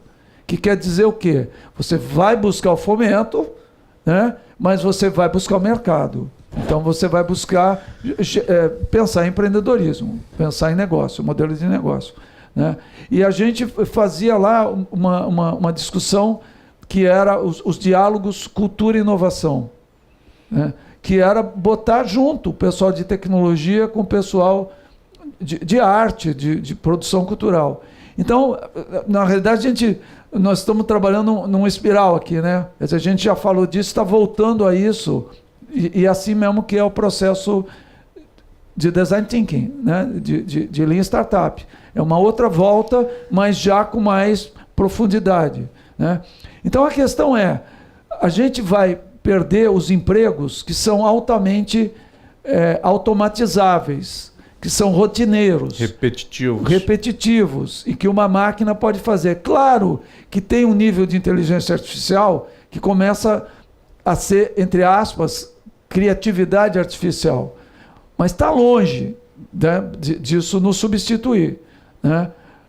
A gente pode ler Isaac Asimov, né, para citar mais um autor, Eu, Robô, né? Enfim, e outros livros tantos, né? Júlio Verne, são caras que estavam muito à frente do tempo. Um filme fantástico para assistir é Metrópolis, do Fritz Lang, que também década antigo. de 30. Enfim, os caras já tinham uma visão de futuro, que tudo bem, aquela tecnologia não vai ter aquele avião teco-teco voando entre os prédios, tá certo? Mas a essência do que ele está apontando ali, a gente está vivendo, né? Então, tipo Jetsons, né? Os Jetsons, né? Que é mais na minha época, não tem, ainda 1930 está muito longe para mim. Ainda não tem. Não, mas assista Fritz Lang que você vai gostar. Tem nos canais a cabo, coisa e tal. Estamos longe daquele negócio de botar uma pílula e botar um sanduba deste tamanho. Sanduba ou frango, né? Mas não duvidem. Tá certo? Mas o que eu quero dizer é o seguinte: se a gente tiver a cabeça aberta para, primeiro, conversar independente do jargão, tentar falar uma linguagem comum, né? E conversar com pessoas de outras áreas, né? Começando na política. Não é porque o seu amiguinho vai votar naquele candidato que você acha horroroso que você precisa brigar com ele. Tá certo? Enfim, tudo bem, não conversa aquilo com ele. Não é porque você é Vasco e o outro é Flamengo e o outro é Botafogo que você vai matar o cara. Tá certo? Quer dizer, trabalhar com tolerância, né, tanto nas questões que eu citei, religião, política e futebol, principalmente. Nunca vi ninguém se matar por causa do vôlei, né? É verdade. Né? Talvez em outros países, não aqui. Né? Pode ser. Mas eu acho que o respeito à diferença, porque aí é que você vai aprender. A gente aprende quando... Toda a ideia do Lean Startup e do Customer Development, né, que é você desenvolver... O nome é estranho, porque é desenvolver o cliente. Não é que você vai desenvolver o cliente. Você vai entender as necessidades do cliente, porque ele só vai ser cliente na hora que ele é um cidadão. Na hora que ele tomar a decisão de compra. Ou uma cidadã. Só na hora que ele tiver uma percepção de valor daquilo que você acha que é a sua proposta de valor, é que ele se torna cliente. Então, até hoje então não tem ele mais é um cidadão. atendimento, né? Hoje tem Customer Success. Tem um monte de palavrinha em English. Tá? É horrível. Depois a gente tem tem que botar tudo no glossário para o pessoal entender. Agora tem coisa que não dá para traduzir, né? Abajur a gente chama de abajur, né? E não tem um nome em português que eu não lembro qual é. Né? Uma vez traduziram bit byte, enfim, software. Na França é logiciel, né? Tudo bem. Então, hoje em dia você tem que lidar com as línguas do jeito que for. Vamos voltar. Tinha um ponto só para complementar, que eu acho que é o seguinte. Vai lá, vai lá. Perdeu a linha. Eu quero aproveitar, né, para esse Faz parte do processo criativo, tá? Se preparem, você escreve um post-it quando lembrar e cola lá. Entendeu? Um ponto que eu ia falar assim. Lembrou, viu? Ajudei. Ajudamos. Acho que é a base de inovação. Qual é a profissão do futuro? TI é a profissão do futuro? Todas as startups têm uma base tecnológica. Então você vai encaixar dev em todos os lugares. Vai encaixar a galera de desenvolvedor, tá? De software. De UX. Vai me atacar. Gente, experiência do usuário, vai. Pronto. Então, projeto de criar as de telas, as coisas de uma forma agradável. Isso vai ter em todos esses projetos. Sabe? Tentar deixar agradável para o usuário final. E agora eu vou radicalizar. Já que você levantou a bola, eu vou cortar. Se você pegar princípios de tecnologia, né? Quer dizer, a ideia de estruturação, que na realidade não foi inventada em software. Vai lá nos gregos, nos filósofos, você vai ter, você categoriza as coisas, né? Enfim, em várias áreas da ciência você vai ter esses mesmos conceitos. Só que informática, de algum jeito, precisou sistematizar isso para conseguir projetar software, né? O Fred Brooks tem um artigo que chama No Silver Bullets, quer dizer o seguinte, não tem a bala de prata que vai matar o lobisomem em que um projeto se transforma. Porque é mais ou menos assim, tem que fazer um programinha. Simplesinho. Simplesinho, a conta corrente. Tá certo? Sai fazendo aí. Aí você começa a fazer, e o que ele diz é o seguinte, aquilo que era simples, amigável, coisa e tal, se transforma no monstro. Então é o lobisomem. Ele diz, olha, só que a má notícia é que não existe uma bala de prata que você vai lá e vai matar esse monstro em que o o projeto de software se transformou. Então, e aí ele diz o seguinte... tem uma frase muito interessante nesse sentido. Ele fala que simplicidade é complexidade resolvida. Exatamente. Então, conseguir deixar simples é uma tarefa árdua, sabe? Para você vai, volta, pensa de novo, como é que eu faço? Simples é que é complicado. É complicado, Mas aí o Fred Brooks diz o seguinte, que nesse artigo, né, que você fazer software é mais complexo do que, por exemplo, fazer um equipamento. Por quê? Porque o número de partes é muito maior, é exponencialmente maior. Né? Você pega uma máquina, você consegue... Óbvio que existem máquinas complexas, existem projetos de arquitetura, de construção civil complexos. Né? Mas no software, você não faz duas vezes a mesma coisa. Porque se eu fiz uma coisa, eu chamo aquela rotina, aquele objeto, e ele executa. Né? Então, cada vez que eu estou fazendo, é uma coisa diferente. E aí ele diz, olha, esse é o primeiro grau de complexidade. O número de componentes é muito grande. Mas tem um segundo grau de complexidade, que é a interação entre as partes. Se eu pego uma máquina mecânica e saio desmontando, né? Essa peça vai ter uma interação, né? Conecta com essa. No software, em tese, qualquer parte pode chamar, vamos dizer assim, ativar qualquer outra parte. Então, o número de interações exponencia. Né? E ele apresenta uma outra coisa. Quando um arquiteto vai desenhar uma planta de uma casa, ou quando a gente está desenhando algo físico, eu tenho a geometria e a física a meu favor. Você desenha algo que é uma representação, né, em outra escala do real, do físico. Então, tudo bem, se eu mando para você uma planta, e você pode construir uma casa e o André constrói outra, elas podem ser muito parecidas se o meu projeto tiver sido muito detalhado. Quando eu estou fazendo software, é o abstrato. Aqueles diagramas, na realidade, não representam exatamente como é que as coisas são no mundo. Eu quero tirar você desse assunto. Encerra esse assunto para a gente voltar para cá. Não vou encerrar esse assunto por uma coisa. O que o administrador faz é software. É isso que eu estou querendo chegar. Okay. Tá certo? Você lida com organizações abstratas, com processos abstratos. Então, o administrador se apropriar da linguagem de sistemas, eu não estou falando de informática, programa, computador, eu estou falando do pensamento de representação de sistemas, engenharia de software, engenharia de sistemas, coisa e tal. Você pode pensar os sistemas da empresa, os sistemas de negócio, usando esses mesmos conceitos. Ótimo. Nós estamos terminando o papo de mentor, porque nós temos 1 hora para fazer essas interações. Eu queria fazer um fechamento, né, para o pessoal que nos assiste, né, e que nós queremos que venha para o evento, né, para o desafio de startups. Não perca! Não perca! Né? O importante no desafio é não ter medo de fazer o diferente. Porque as oportunidades de negócio, elas estão por toda parte. E não ter medo de errar, né? Não tenha medo de errar. Nós estamos numa época muito boa, porque as pessoas estão dizendo para as outras que errar faz parte do aprendizado.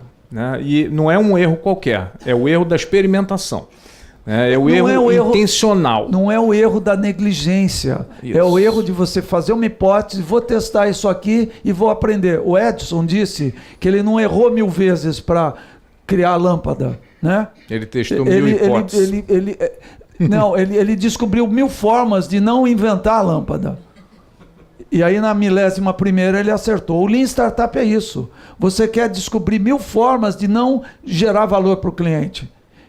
Como? Você vai testar e vai ouvir o não dizendo muito obrigado. Porque é muito melhor eu errar no papel né, do que demorar 6 meses, 8 meses para fazer alguma coisa e só descobrir que não era aquilo, né, na hora que botar no ar e que eu gastei um dinheirão. Uma das coisas que a gente tem visto pela nossa experiência no ecossistema empreendedor já de bastante tempo é a questão da criatividade solta, né? Quer dizer, isso tem uma aplicabilidade? Tem, mas tem muito mais dispersão de energia, né? Muito mais gasto de tempo para você fazer uma ideia solta do que você fazer uma ideia direcionada. E muita gente, inclusive ontem nessa palestra que eu fiz lá na UCB, um dos alunos fez a seguinte pergunta: tá bom, eu vou criar alguma coisa, mas eu tenho uma ansiedade, porque eu não sei se o que eu estou criando tem um direcionamento, tem uma utilidade, porque na minha cabeça eu estou enxergando essa oportunidade. Alguém pode me ajudar a chegar em um objetivo que eu acho que é? E eu respondi, claro. Essa é a parte mais fácil. É a pergunta do milhão, né? É a pergunta do milhão. Quer dizer, eu posso ter ajuda de alguém para chegar no resultado? E a resposta foi, claro. Você já pensou em ter um mentor? Né? Então, isso é para lembrar para vocês que querem criar coisas, que existe um universo, um mentor de negócio, que existem oportunidades de interação entre quem cria e quem consegue ajudar a modelar para colocar na posição certa. Né? E, claro, nós estamos falando aqui com 2 mentores de negócio, 3 experientes. 3? Quem? Eu. E outros aqui, né? A plateia também tem outros mentores de negócio. Tua experiência como mentor de negócio, para finalizar, vou passar para o André, porque tu fala muito, o André fala menos. Né? Eu não falo muito, eu falo sobre muito. Para pensar hoje à noite. Putz, já estou pensando agora, cara, porque você vai fechar bem a nossa palestra para abrir para o pessoal fazer perguntas, né? Dentro do desafio de startups, qual é o papel do mentor? Vai ajudar ou vai atrapalhar o empreendedor? Com certeza ajuda. Ajuda porque o mentor, primeiro, acho que a principal função assim, que o mentor pode agregar nesse ecossistema é tentar arrumar a cabeça dos empreendedores para que eles consigam olhar para o seu negócio como se fosse fora da caixa, sabe? Tipo aquele ditado que quem está dentro da garrafa não consegue ler o rótulo, sabe? Então, às vezes o cara está tão achando que a solução dele é sensacional, tal, e você precisa, vem cá, vamos olhar por um outro ângulo. Olhando por aqui, faz sentido para você ainda ter isso? Será que as pessoas vão mesmo querer ver se ele é orientado a resolver algum problema?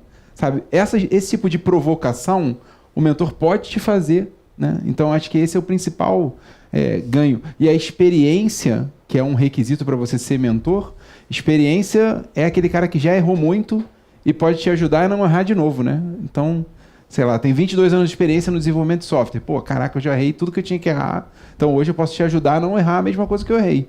Mas o mentor não vai te dar as soluções. Isso é muito importante. O mentor vai te provocar para que você encontre na sua cabeça, né, lá da maiêutica, encontre na sua cabeça as soluções que já estão lá. Só que você não conseguiu conectar os pontinhos ainda, né? Então, quem sabe? Então, nesse sentido, eu acho que a contribuição que a gente tem feito nas mentorias de negócio, né, focado em negócio, focado em posicionamento, proposta de valor, são fundamentais para o sucesso daquele empreendimento. Sucesso ou para ele não perder dinheiro, né? Que não perder dinheiro também tem seu valor. Tem seu valor, é verdade. Você descobrir que é melhor não fazer, é melhor do que fazer errado, tá certo? Eu vou pedir para você depois, no encerramento, dizer um pouco para as pessoas como é que vai ser a dinâmica do desafio de startups e a atuação da gente como mentor lá. Primeiro, um convite, né? Você não precisa querer abrir uma startup para participar do desafio de startups. Vem fazer uma degustação. Vem experimentar como é que você poder estar num ambiente de criar ideias, de poder interagir com mentores que não vão te dar respostas, mas vão te fazer perguntas. O método socrático é a base, é o que diferencia o mentor do consultor. O consultor diz, faça isso. O mentor pergunta, você já pensou em tal coisa? Né? O mentor também te orienta, fale com fulano. Entreviste 100 pessoas. A base do Lean Startup de Berkeley é você, durante um período de aceleração, de desenvolvimento. De validação, né? de validação, né, do desenvolvimento do modelo de negócio, você tenta entrevistar 100 pessoas, 10 por semana, por exemplo, 7 por semana. Porque cada vez que você tentar entrevistar ou mostrar o que você está pensando, você vai receber um feedback que é um prêmio. E você vai descobrindo que não é bem assim, ou que o cliente não é bem aquele. Então, venham para essa degustação, eu acho fundamental. Até para pensar que... E aí convida um colega de informática para vir junto, com uma pessoa de geografia, uma pessoa de filosofia, quer dizer, vem com um time híbrido, né? Primeira coisa. Segunda coisa, o mentor, ele está numa posição de te ajudar a questionar, te ajudar a buscar fontes de informação que talvez você não tivesse pensado, né? E te instigar para pensar fora da caixa. Muitas vezes a gente tem visto isso, o pessoal chega já bitolado dentro da garrafa sem ler o rótulo, né? E não quer. Você fala, escuta, mas você já analisou quem mais pode se beneficiar do valor além desse cliente que você pensou? Um caso de segunda-feira, né?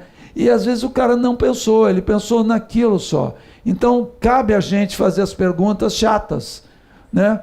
E muitas vezes, se a pessoa souber ouvir, ela vai, é mesmo, e se, por que não, coisa e tal.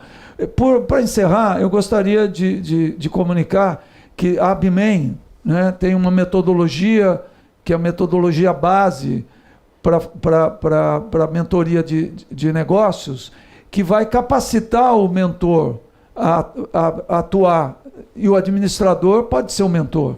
Então, sim, também essa capacitação é importante para os administradores, porque a gente está falando para recém-formado, mas está falando para gente que já tem MBA, né, que já tem experiência, que tem um tempão no mercado e tem toda uma vida como a gente tem em outras áreas. Esse é um assunto. E o outro assunto é que dentro da ABMEM a gente tem o Mentors Lab, que eu coordeno, né, que é um laboratório de pesquisa, desenvolvimento e educação, né? E aí a gente complementa a metodologia base com o que a gente chama de ferramentas para mentores ou ferramentas para inovadores. O que é o Canvas? O que é o Oceano Azul? O que é o modelo de proposta de valor? E um monte de outras ferramentas que, na realidade, vão ser um complemento, né, para o mentor poder colocar no papel junto com o empreendedor ou com o gestor, né, as ideias, porque na hora que você coloca no papel ou coloca em post-its, coisa e tal, fica mais fácil todo mundo entender do que ler um calhamaço de 200 páginas, um plano de negócio tradicional que ninguém chega a ler, o cara pula direto só para a planilha. Mas diga-se passagem, né, para a gente não incorrer em nenhum erro, o plano de negócio é importante num determinado nível, claro, do business. Não, na realidade, os modelos de negócio são formas sintéticas e visuais do plano de negócio. É isso aí. Né? Só que ao invés de você testar diferentes formas com texto corrido, você testa com diagramas, desenhos e tabelas. Muito mais Agora, rápido. Na hora em que você validou, né, aí você vai ter que apresentar um plano de negócio. Mas é diferente de eu pegar um roteiro e sair botando um monte de blá blá blá bonitinho, que o papel aceita qualquer coisa, de uma ideia que eu não validei. Então, vem para o desafio de startups você também. Puxa, ficou bacana.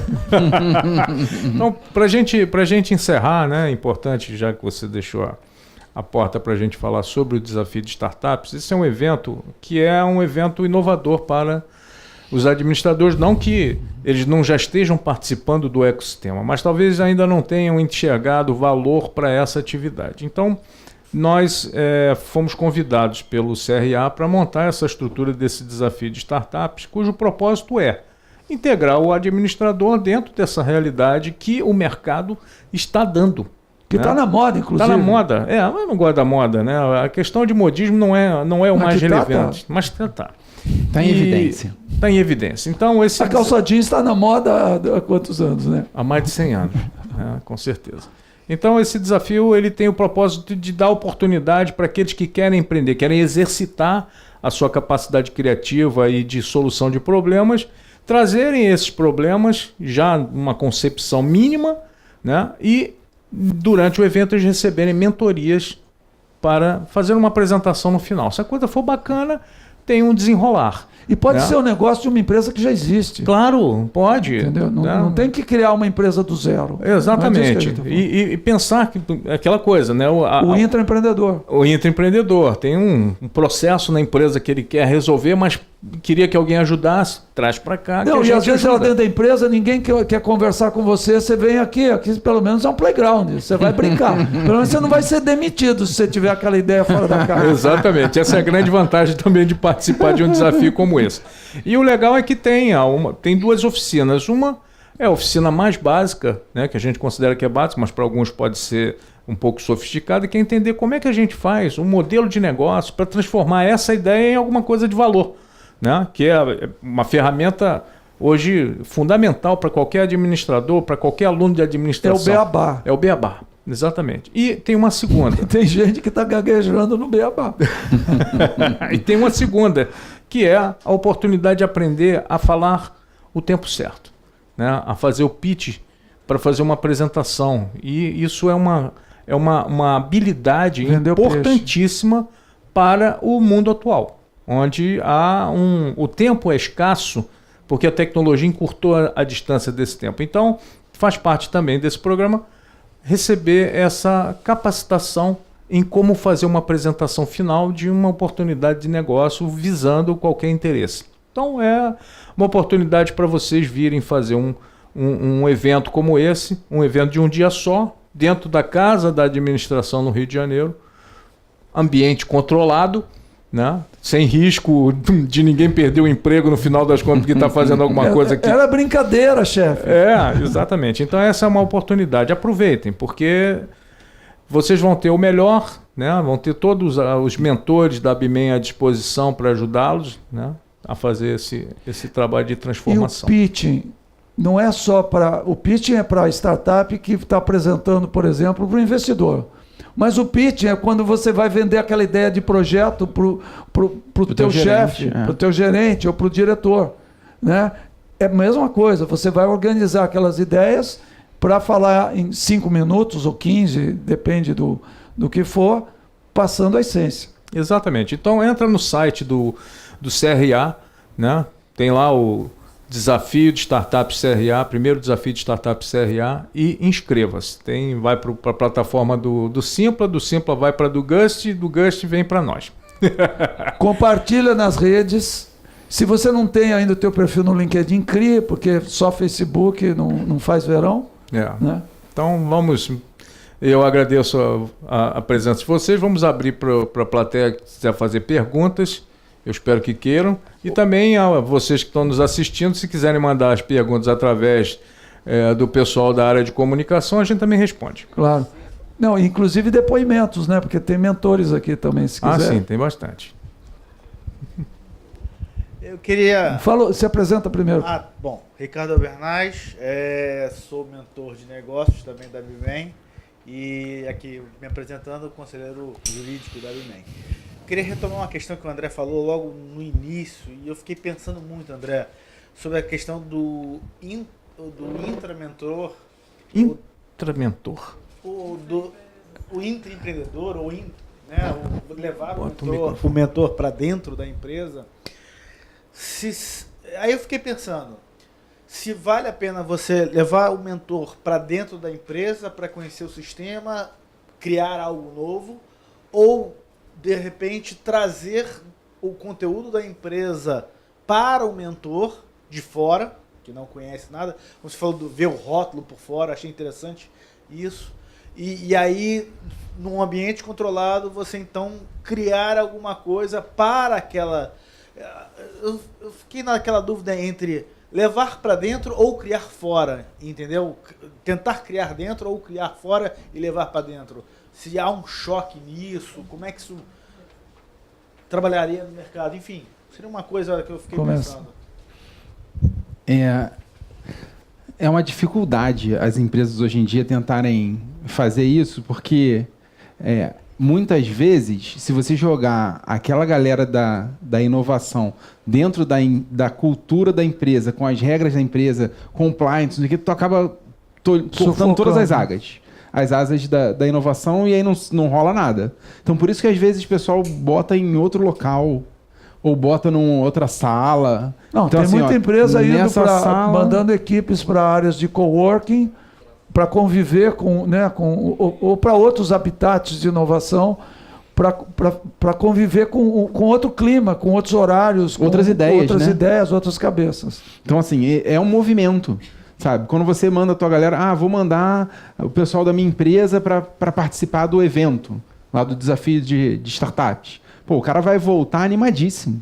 Fala, pô, caraca, eu consigo criar alguma coisa em um fim de semana, em um dia, sabe? Então, pô, isso que eu tô pedindo aqui, que eu não consigo modificar há meses, caraca, é possível. Tem uma solução rápida, né, para os problemas. Então, esse sentimento é o que o intraempreendedorismo quer trazer para dentro das empresas, né? Para que os que vêm e experimentam como se fosse a pílula do empreendedorismo, né? Uma degustação.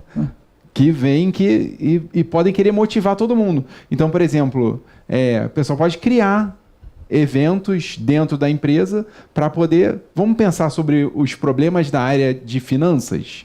Quais são os problemas da área do jurídico? Já que você é jurídico. Vamos fazer aqui. Quais são os desafios do jurídico?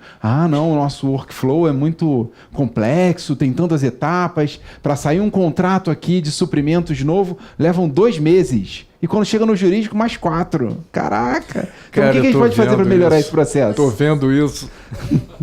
Sabe, como a gente fazer, o que a gente pode fazer para melhorar esse processo? Aí parte sempre de poder usar a mesma ideia. É quase como se fosse aplicar o que a gente vive nas startups para dentro das empresas. É desafiador porque uma máxima que se usa no Brasil, mas principalmente no exterior, é a cultura organizacional mata o espírito inovador. É interessante, só para complementar, você pode ter programas, né? Você pode ter programas dessa natureza, ou programas de capacitação e de mudança em geral, né? A gente está falando de um tipo aqui, mas tem outros, que na realidade as empresas já convivem com eles há um tempão. Né? A TEAL é um para citar, e outros tantos. Né? Então, você sempre pode fazer alguma coisa fora ou fazer em company. Tá certo? São diferentes, complementares, e muitas vezes vão 2 pessoas para um evento fora, para uma espécie de degustação, para conhecer uma coisa nova, viver aquela experiência. Imersão, e depois fazer uma imersão, mas depois você pode desenhar um programa desse voltado para a empresa. O empreendedor interno chama intraempreendedor, e eu acho que você batizou bem, o intramentor também. Gostei. A própria função, e a gente esteve conversando com uma empresa grande, né? Intramentor é um mentor também. Cansa de ter mentor nas empresas, né? Sim. Então, ou seja, a própria metodologia PMBM, uma empresa pode ter uma turma fechada para pegar os seus, muitas vezes já são consultores internos, assessores, ou são especialistas de uma área, né? Você pega o Chiavenato, tem um livro dele que ele fala o RH não como um centro de custo, mas como um centro de resultado. A área de TI tem vários textos falando disso também. Em vez de ela ser um feudo, onde tudo que é da tecnologia está lá dentro, ela é uma capacitadora da tecnologia, né? Ou no caso o RH é um capacitador, ou pessoal de qualidade, enfim. Todo gestor é um gestor de qualidade, um gestor de pessoal, um gestor de tecnologia. Né? Então você tem uma função na empresa como um todo. Todos esses profissionais, se eles dominarem um método socrático, um método de perguntas inspiradoras e de ouvidos ativos, de audição ativa, né, que é o que a gente pratica, né, e aprofundamento, né, isso vai ser útil na gestão, independente dele ter o título de mentor, ele vai ter uma atitude de mentor. Então, respondendo o que você falou, a gente pode configurar, dependendo dos desafios de cada organização, do porte, você pode configurar programas customizados, ou então a pessoa vem para uma turma aberta. Eles estão tentando fazer essa junção entre os 2 mundos, né? Eu estive no Game XP no final de semana com os meus filhos, não para trabalhar, mas estava tendo o hackathon da BRF. E aí eu parei ali para poder dar uma olhada e conversei com o organizador. E ele estava enlouquecido, porque ele falou assim, eu queria levar essa garotada agora para dentro do setor de engenharia, porque eles já me deram tantas soluções e era uma proposta sobre efluente. Que ele falou, eles não sabem nada disso, mas eles estão arrumando um monte de solução. Então, ele estava vibrando e querendo levar, ele ainda citou, não, porque é uma área muito engessada que a gente tem lá dentro hoje. Então, as empresas estão fazendo esse movimento para que possa haver essa mistura, né? E essa quebra desse engessamento que existe hoje. E aí, uma outra coisa que eu acho importante os mentores fazerem também é essa tradução entre os dois mundos. Eu estou passando isso agora com uma startup que eu estou começando a mentorar, que eles querem alguém de TI, mas eles só conseguem pensar no modelo de TI com um sócio, com alguém pegando uma parte de capital, blá, blá, blá. Por outro lado, tem o lado corporativo que pensa em gente, não pensa em nada disso, e a gente que está acostumado a fazer projeto, entender de negócio, só que eles não falam a mesma língua, mas acabam fazendo a mesma coisa. Então, acho que faz parte do nosso trabalho também juntar esses dois mundos, o corporativo com essa linguagem nova de startup, para que eles comecem a se falar. Legal. Passa. Posso fazer um comentário? Assim, eu lembro de uma palestra do Bernardo Prata, que falava sobre criatividade. Acho que assim, quanto mais a gente... Quando a gente era lá criança e tal, a gente era muito mais criativo do que hoje. Claro. A gente começa a botar um monte de normas, vai te botando tanto dentro da caixinha que você não consegue mais pensar, né? Então, o ser criativo é tentar voltar a ser criança. Exatamente. Sabe? Tira um pouco as amarras, deixa um pouco um ambiente mais controlado para você poder pensar em soluções novas, né? Então, por que os garotos da BRF lá estavam tendo várias ideias? Por causa disso, porque eles não tinham amarras. Ainda. Né? Eu estou trabalhando numa oficina, né, que eu chamo de Mindful Business, que é misturar esse pensamento de negócio com mindfulness, né? E uma das dinâmicas é resgate a sua criança interior. Porque, na realidade, essa criança ficou encaixotada, sufocada, coisa e tal, mas está lá. Né? Então, nós se você somos consegue, essa criança. se você consegue... Os grandes artistas são caras que eles libertam o louco e a criança. Né? E para quem conhece o tarô, né, o louco do tarô não é louco, nada. Ele é alguém que vai fazer a viagem. Né? Então, essas dinâmicas... A gente fez um programa de Design Thinking, eu digo a gente, eu e o professor Geraldo Chechel da COP, na Caixa Econômica, com o pessoal de TI, e foi maravilhoso, entendeu? E a gente trabalhou lá com uma ideia de que eles teriam que inventar um restaurante novo, não tinha nada a ver com o negócio deles, a gente quis pegar o negócio fora da caixa, né? E dividimos em grupos, coisa e tal, e foi muito legal. Então, eu acho que a gente tem muito espaço, sim. Acho que você misturar gerações é uma coisa legal. Já vi mais de uma publicação, até do Vale do Silício, fazendo isso. Você pegar até gente aposentada, botar com um garoto ainda não empregado, não é nem desempregado, que ainda não foi empregado, e com gente que está na empresa. Né? Agora, às vezes é preciso, como o André falou, ter um ambiente diferente, neutro, e fazer acontecer lá, porque aí o cara está sem a gravata, está sem a hierarquia, ele está lá como um ser humano, e não com cargo, né, e com uma cadeira, né, antigamente o tamanho do cinzeiro media o cargo do cara, a altura da mesa, o tamanho da mesa, coisa e tal. Então, não, ele está ali como alguém que pode se dar o luxo de errar, porque além dessa coisa do encaixotar, você não pode isso não, menino, né? Tudo é errado, coisa e tal, não pode. Se você falhar, você vai ser demitido. Né? Ou seja, você tem um processo em que a criatividade, se sobreviver, vai ser muito raro. Né? Legal. Oi, meu nome é Lilian e eu sou administradora. Uau, que bom. Maravilha. Durante a nossa evolução humana, boa parte, para não dizer 100%, das grandes inovações, dos grandes avanços tecnológicos vieram da indústria bélica.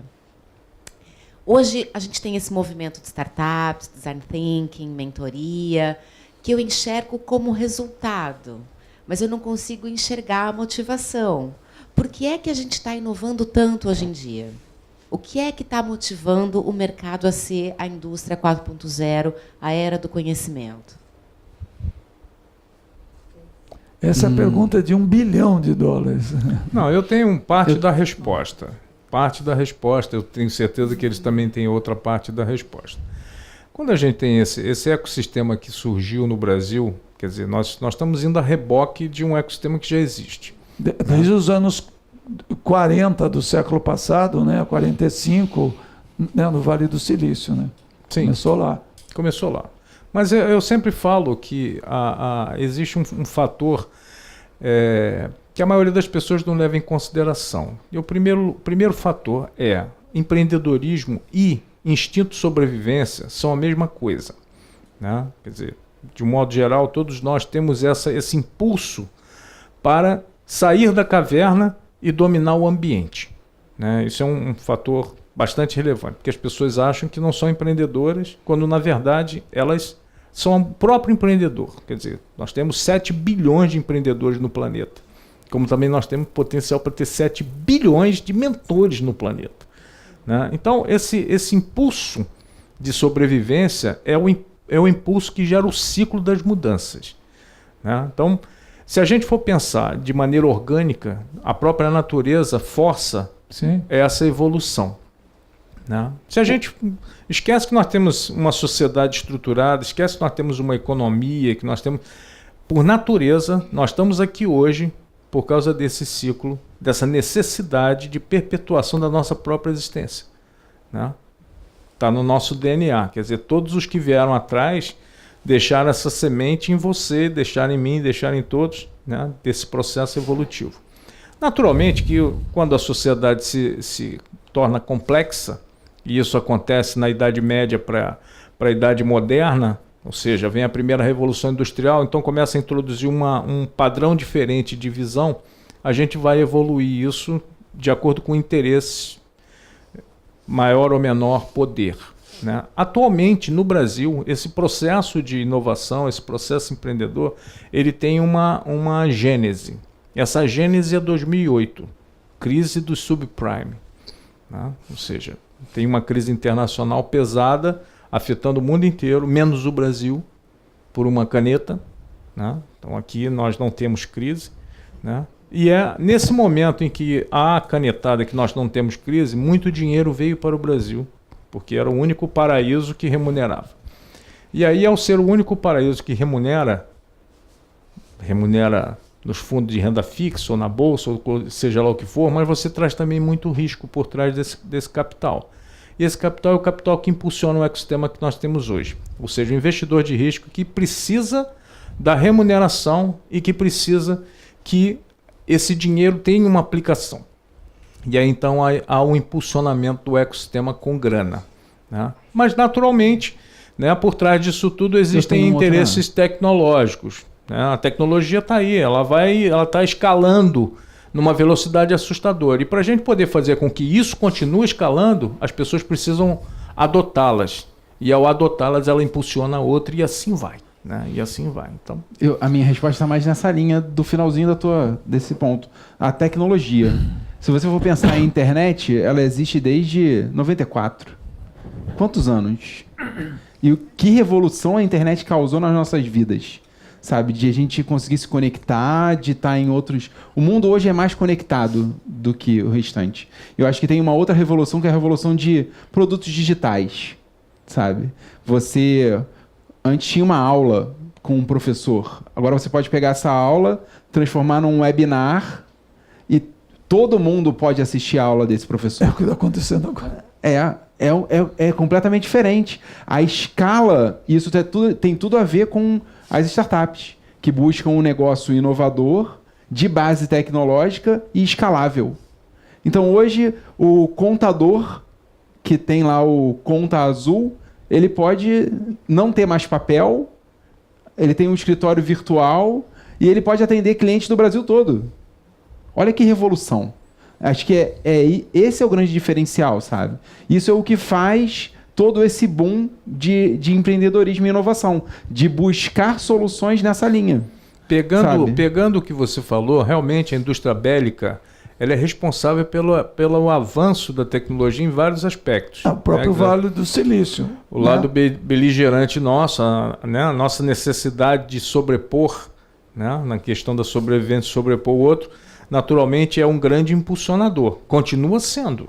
Né? Afinal de contas, é a indústria que mais investe em inovações para manter o predomínio de um poder sobre o outro.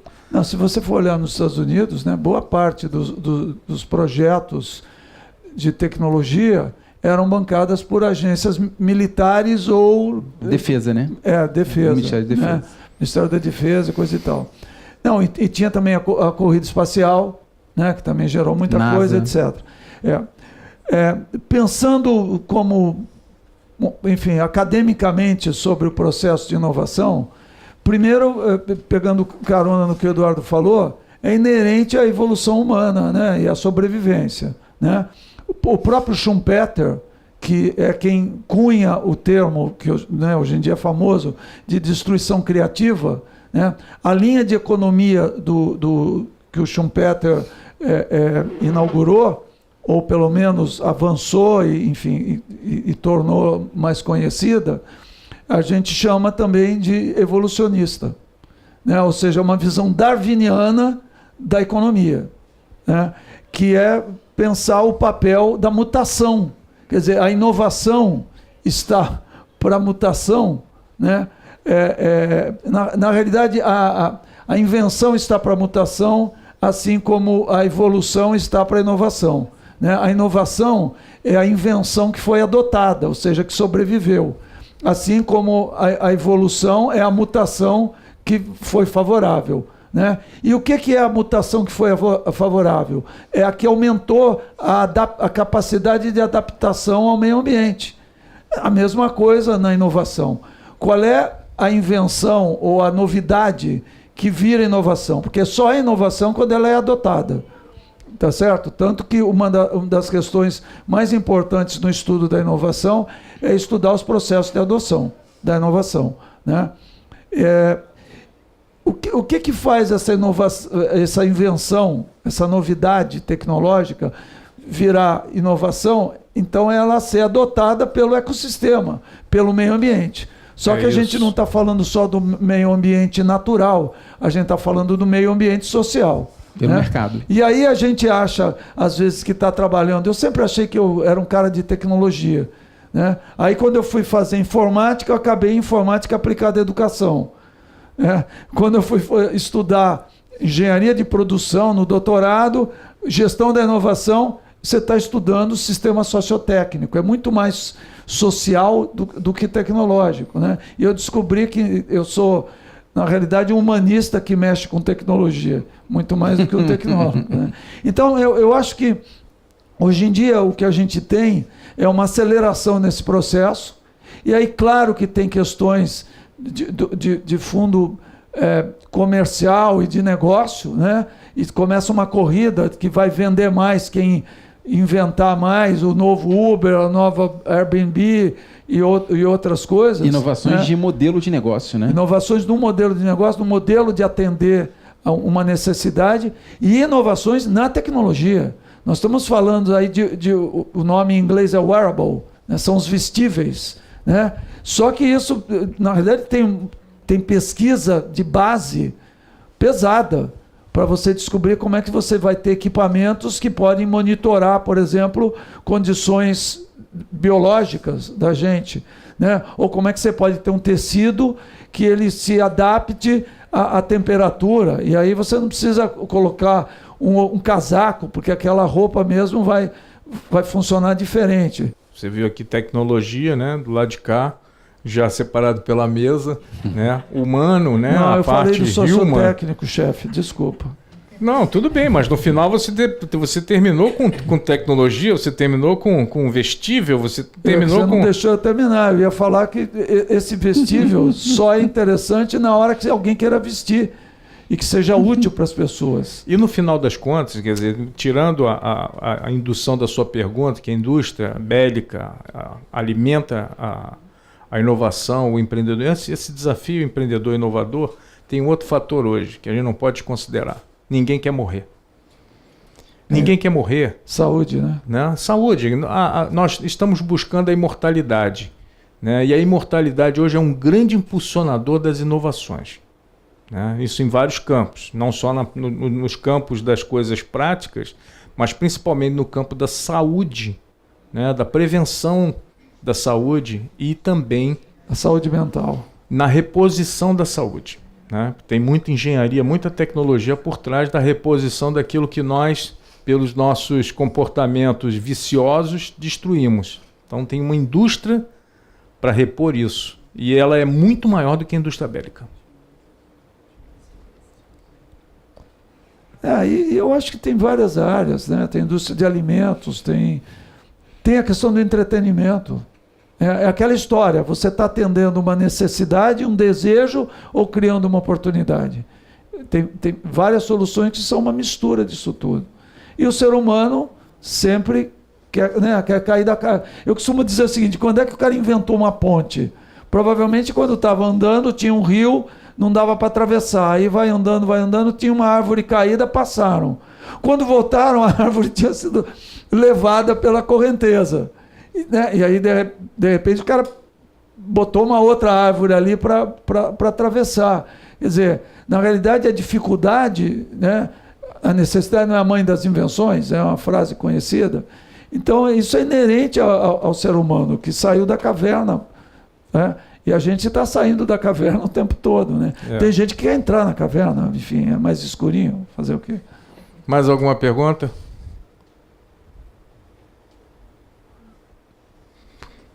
Os administradores estão nos assistindo, alguém quer perguntar alguma coisa? É só mandar a pergunta. É só mandar a pergunta, mas também se não tiver, né? Tem alguma pergunta? Nenhuma? Beleza, então eu agradeço a presença de vocês, agradeço a presença de quem veio aqui fisicamente, né? Participar desse Papo de Mentor especial e agradecer a vocês que nos assistem. Né? Convidá-los mais uma vez para participar do Desafio de Startups, que está aí, é dia 22, mas as inscrições são até o dia 17, que se tudo correr bem vai ter um monte de gente procurando, a gente não vai conseguir atender, então nós vamos fazer uma pequena seleção das ideias mais bacanas e trazer para esse momento de interação e de criatividade, que eu tenho certeza que vai ser muito positiva para todos vocês. Convido-os mais uma vez, né, a participar desse desafio. Agradeço a oportunidade de estar aqui no CRA, junto com os meus amigos e com todos vocês, para essa noite de bate-papo. Obrigado e vem para a inovação você também. Obrigado.